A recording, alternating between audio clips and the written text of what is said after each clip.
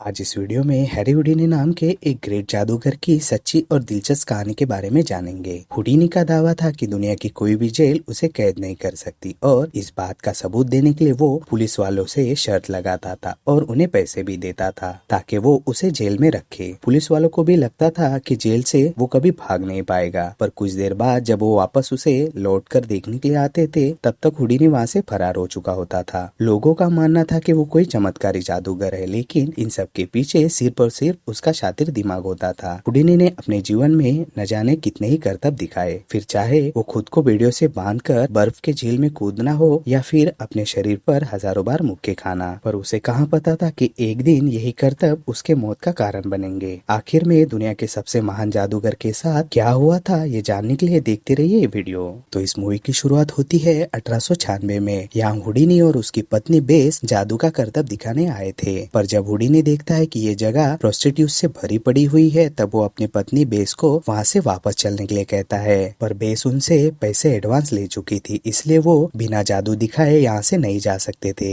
Base announce करती है कि हुडिनी खुद को हथकड़ियों से बांधकर एक छोटे से सूटकेस में से निकल कर दिखाएगा, पर वहाँ बैठे एक पुलिस वाले को लगा कि इनकी हथकड़ियाँ शायद नकली हो सकती है, इसलिए वो अपनी हथकड़ियाँ उन्हें दे देता है ताकि हुडिनी कोई चीटिंग ना कर सके। पुलिस वाला उसे कहता है कि उसे सूटकेस में जाने की कोई जरूरत नहीं है, वो बस उनके सामने ही इन हथकड़ियों को खोल कर दिखाए। अब उसके पत्नी बेस को भी लगा कि हुडिनी शायद ये नहीं कर पाएगा, पर होता बिल्कुल कुछ उल्टा है। हुडिनी उन हथकड़ियों को अपने बेल्ट में लगे एक पिन की मदद से बड़ी आसानी से खोल देता है। सभी लोग उसके इस करतब के लिए तालियां बजा रहे थे और यही वो दिन था जब हुडिनी ने फैसला किया कि वो अब से कोई आम जादूगर नहीं है, बल्कि वो खुद को कहने लगा एस्केप आर्टिस्ट, जिसे कोई कैद नहीं कर सकता। इसके बाद हमें 1886 का समय दिखाया जाता है जब हुडिनी छोटा था। उसने और उसके छोटे भाई ने मेले में एक जादूगर को जादू करते देखा, जिसके बाद हुडिनी भी छोटे मोटे जादू करके पैसे कमाने लगा था। उसके पिता एक चर्च में पादरी का काम करते थे, पर उस गांव में 6 साल रहने के बावजूद वो वहाँ की लोकल भाषा नहीं सीख पाए थे,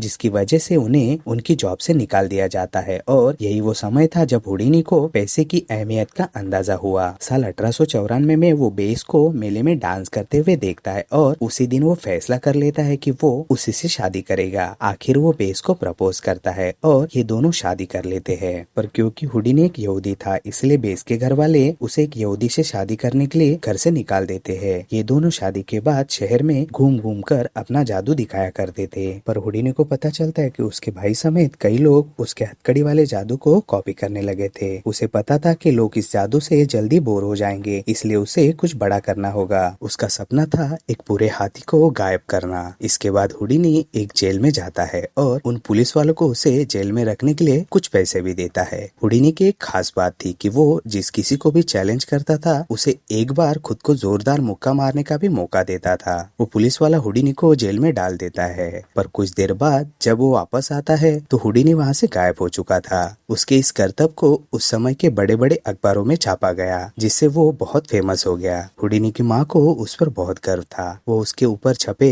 सभी अखबारों को अपने पास सहेज कर रखती थी। इसके बाद हुडिनी जिम कॉलिंस नाम के एक शख्स से मिलता है। वो कई अनोखी चीजों को बनाने के लिए माहिर था, पर हुडिनी उससे सिर्फ एक सवाल पूछता है कि क्या वो एक हाथी को गायब कर सकता है, जिसका जिम जवाब देता है कि हाँ वो ऐसा कर सकता है। जिसके बाद हुडिनी इसी तरह का जादू शिकागो की जेल में भी दिखाता है। उसे बहुत सारे पुलिस वाले ने उस वक्त घेर रखा था, पर जैसे ही वो उसे थोड़ी देर के लिए अकेला छोड़ देते हैं तो वो वहाँ से भी गायब हो जाता है। इसके बाद वो और भी ज्यादा फेमस हो गया था। जिम ने हुडिनी को एक पानी वाली ट्रिक के छलावे के बारे में बताया था। दर्शक जब इस ट्रिक को देखते थे तो उनकी धड़कनें थम जाती थी। एक दिन हुडिनी ये स्टंट कर रहा था। उसे बांधकर उस पानी से भरे कांच के बॉक्स में उल्टा लटकाया जाएगा और बॉक्स को बंद कर दिया जाएगा और हुडिनी को उसमें से बाहर आना होगा। और अगर हुडिनी ऐसा करने में नाकामयाब होता है तो एक आदमी उस कांच को तोड़कर उसे बाहर निकालेगा। अब हुडिनी को बांधकर उस बॉक्स में डाल दिया गया और बॉक्स को पर्दे से कवर कर दिया गया। कुछ मिनट बीत जाने के बावजूद भी हुडिनी कोई हलचल नहीं कर रहा था। डर की वजह से सभी लोगों की दिल की धड़कनें तेज होने लगी थी, पर आखिरकार एक आदमी कुल्हाड़ी से कांच तोड़ देता है। लेकिन वो आदमी जब मुड़ता है तो पता चलता है कि आदमी और कोई नहीं बल्कि हुडिनी है। इतना बेहतरीन करतब लोगों ने पहली बार देखा था।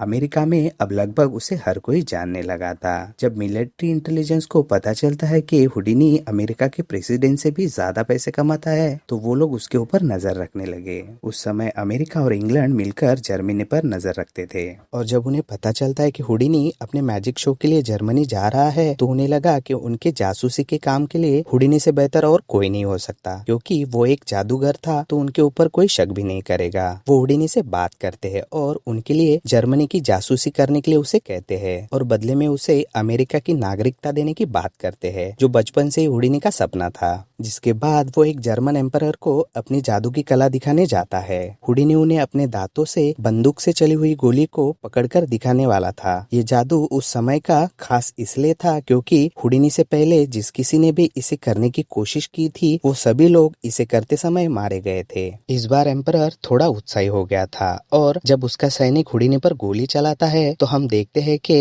हुडिनी ने सच में उस बुलेट को अपने दांतों से पकड़ लिया था। ये देखकर सभी लोग उसके लिए तालियां बजाते हैं और उसकी खूब वाहवाही होती है। हुडिनी जर्मनी में कुछ समय के लिए रुकता है और उसकी मेहमान नवाजी के लिए एम्परर उसे अपनी शाही सेना से मिलवाते हैं। तभी उसे पता चलता है कि इनके पास काफी आधुनिक हथियार है और ये लोग बड़े बड़े लड़ाकू जहाज बना रहे थे। इसका मतलब साफ था कि ये लोग जंग की तैयारी कर रहे थे। हुडिनी ये सारी जानकारी अमेरिका तक पहुंचाता है ताकि वो लोग सतर्क रहे। हुडिनी अपनी माँ के लिए एक ऐसी ड्रेस खरीदता है जो सिर्फ महारानी के लिए बनाई गई थी, क्योंकि जब वो गरीब थे तो उनके पिता ने पैसों के तंगी के चलते कभी भी उनकी ख्वाहिशें पूरी नहीं की थी। अब धीरे धीरे बेस को पता चल जाता है कि हुडिनी सरकार के लिए जासूसी कर रहा है, पर वो बेस को समझाता है कि ये सब वो अपने देश के लिए कर रहा है और इसके बारे में किसी को भी कानो कान खबर नहीं होगी। इसके बाद ये दोनों रशिया जाते हैं और हुडिनी वहाँ के शाही लोगों को उनकी कोई भी इच्छा पूरी करने को कहता है, फिर चाहे वो कितनी भी नामुमकिन क्यों ना हो। वो जब एक पर्ची को निकालते हैं तो हुडिनी को पता चलता है कि उसे एक जाइंट बेल को बजाना है,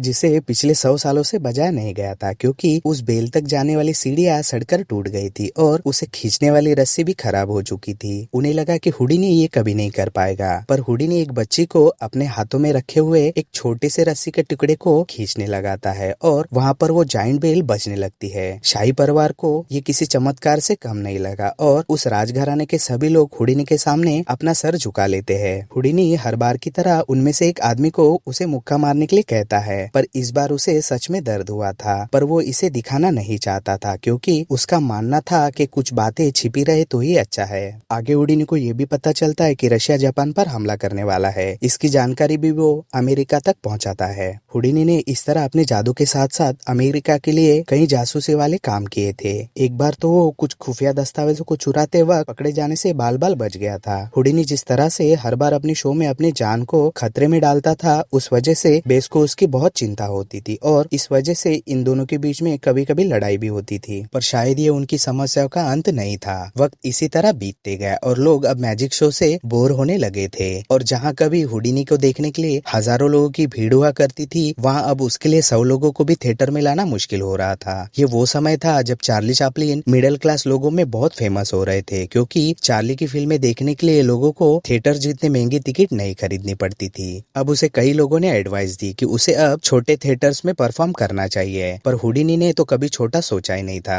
उसने सोचा कि अगर लोग थिएटर्स में नहीं आ रहे हैं तो कोई बात नहीं, पर क्यों ना वो बाहर जाकर अपने शोज करे। एक दिन हुडिनी लोगों की भीड़ के सामने ही खुद को लोहे की जंजीर से बांधकर बर्फ से जमी हुई झील के अंदर कूद जाता है, पर पानी के बहाव के वजह से वो उस जगह से भटक जाता है जहाँ पर बर्फ तोड़ी हुई थी और जहाँ से उसे ऊपर निकलना था। अब हुडिनी का मौत से सामना होने वाला था कि तभी उसे वहाँ पर अपनी माँ का साया नजर आता है, मानो जैसे वो हुडिनी को सही जगह पर जाने के लिए कह रही हो और वो उसे गाइड कर रही हो। और इस तरह हुडिनी स्टंट को कंप्लीट कर पाता है। हुडिनी ने एक स्ट्रेट जैकेट से बाहर निकलने की ट्रिक भी ढूंढ ली थी, जिसमें से निकलना किसी भी आम इंसान के लिए नामुमकिन होता है। उस जैकेट से निकलने के लिए हुडिनी को अपने हाथों के हड्डियों को डिसलोकेट करना पड़ता था। इसमें उसे बहुत दर्द होता था, पर यह दर्द उसने कभी भी लोगों के सामने जाहिर नहीं किया। बेस उसे हर दिन इस तरह अपनी जान खतरे में डालता देख उससे नाराज हो जाती है और उससे बात करना बंद कर देती है। हुडिनी उसे समझाता है कि वही तो उसका काम है, वो एक स्केप आर्टिस्ट है, ना कि कोई सर्कस का जोकर है। फिर भी वो बेस को वादा करता है कि अब से वो इस तरह के शोज नहीं करेगा। बेशक हुडिनी ने खतरनाक स्टंट करना बंद कर दिया था, पर फिर भी उसने जो कुछ भी किया वो हमेशा बड़ा ही किया। एक बार तो उसने पूरे के पूरे हाथी को ही गायब कर दिया था, जिसके बारे में उस समय के बड़े बड़े अखबारों में हुडिनी की चर्चा हुई थी, क्योंकि वो हाथी दोबारा कभी मिला ही नहीं था। उसके शोज बड़े बड़े लोग देखने के लिए आते थे और उन्हीं में से एक था आर्थर डोयल। ये एक बहुत ही फेमस बुक का राइटर था।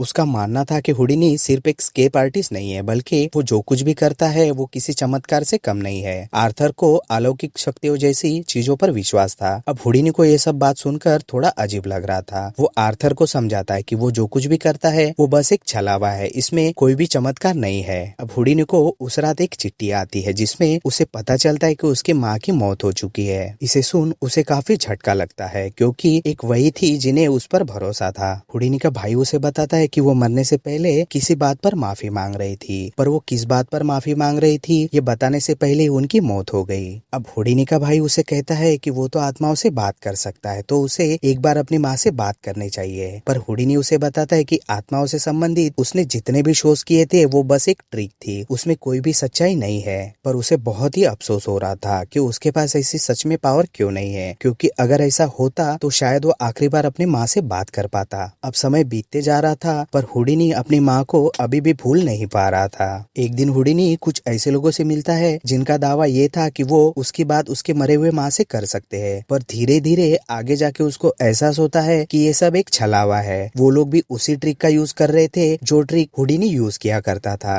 पर उसमें और बाकियों में काफी फर्क था। वो अपने ट्रिक से लोगों का मनोरंजन करता था और ये लोग अपनी ट्रिक दिखाकर लोगों के भावनाओं के साथ खेल रहे थे। वो मीडिया के सामने उन सभी लोगों को चैलेंज करता है कि उनमें से कोई भी उसे अगर अपने माँ से बात करवा देगा तो वो उसे $10,000 का इनाम देगा, पर ऐसा कोई भी कर ना सका और उस समय न जाने कितने ही लोगों का हुडिनी ने पर्दाफाश किया। अब हुडिनी ने एक किताब भी लिखी थी जिसमें उसने अपनी सभी ट्रिक्स का राज बताया था, जिससे दिखाकर वो लोगों से पैसे कमाया करता था। क्योंकि हुडिनी ने कई लोगों का ढोंग सामने लाया था, इस वजह से उसके कई सारे दुश्मन बन गए थे। एक दिन आर्थर की पत्नी दावा करती है कि वो हुडिनी की माँ से उसकी बात करवा सकती है। हालांकि हुडिनी जानता था कि ये सब उसके इमोशंस के साथ खेल रहे थे, पर फिर भी वो चाहता था कि कोई तो हो जो उसे गलत साबित कर सके और एक बार वो अपनी माँ से बात कर सके। पर कुछ ही देर में हुडिनी समझ जाता है कि आर्थर की वाइफ भी झूठी है और मक्कारी है, तो वो उसका भी पर्दाफाश करता है। इस वजह से आर्थर और उसकी वाइफ की बहुत बदनामी होती है, जिस वजह से आर्थर एक दिन हुडिनी के पेट में जोर का मुक्का मारता है, जिस वजह से हुडिनी को बहुत चोट पहुंचती है। फिर भी इन जैसी कई जानी मानी हस्तियों का वो आगे पर्दाफाश करता है। इनमें से एक तो हुडिनी से कहता है कि हुडिनी जब भी मर जाएगा तो उसके आत्मा से वो बुलवाएंगे जिसे अभी तक हुडिनी नकारता रहा है। अब एक दिन हम देखते हैं कि हुडिनी हर बार की तरह एक मैजिक शो परफॉर्म कर रहा था। पानी में जाते वक्त उसका पैर किसी वजह से फ्रैक्चर हो जाता है, पर फिर भी किसी तरह वो अपने उस स्टंट को पूरा कर लेता है। शो के बाद एक शख्स हुडिनी से मिलने आता है। ये वो शख्स था जो हुडिनी को बिल्कुल भी पसंद नहीं करता था। वो हुडिनी के पेट में एक जोरदार मुक्का मारता है और वहाँ से चला जाता है, पर उसके इस मुक्के का असर सीधे हुडिनी के अपेंडिक्स पर होता है और उसे काफी दर्द होता है। वो फिर भी अपने शो को कंटिन्यू कर रहा था, पर हम देखते हैं कि शो के बीच में ही